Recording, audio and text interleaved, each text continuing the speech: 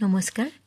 আজি বনাবলৈ লৈছোঁ গাজৰৰ লাড়ু। এয়া চাওক, গাজৰখিনি প্ৰথমতে মই ৰুকি লৈছোঁ আৰু ইয়াতে মই কি দিছোঁ, চেনি দিছোঁ। চেনিটো আপোনালোকে নাৰিকলৰ লাড়ুৰ জোখত চেনিটো দিব, যিমানখিনি নাৰিকল লাড়ু দিয়ে এনেকৈ মিলাই দিব। আৰু এতিয়া মই এখন কেৰাহীত অকণমান চুজি সামান্য ভাজি লৈছোঁ, যাতে কেঁচা ভাৱটো গুচি যায়।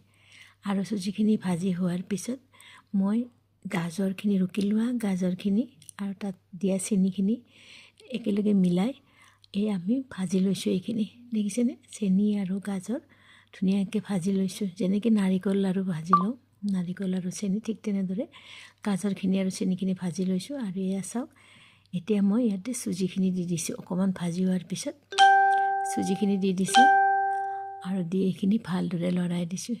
এয়া চাওক, নাৰিকল লাড়ু যেনেকুৱা আপোনালোকে যিমানখিনি সময়ত নমাই দিয়ে ন, ঠিক তেনেকৈ এয়া নমাই দিলোঁ। আৰু এতিয়া চাওক, এইখিনি মই লাড়ু বনালোঁ। ইমান যে খাই ভাল লাগে আৰু উপকাৰীও হয়। গাজৰটো আমাৰ কাৰণে বহুত ভাল হয়। গতিকে আপোনালোকৰ ল'ৰা ছোৱালীয়ে যদি গাজৰ নাখায়, তেনেহ'লে এনেকৈ গাজৰৰ লাড়ু বনাই খুৱাব পাৰে।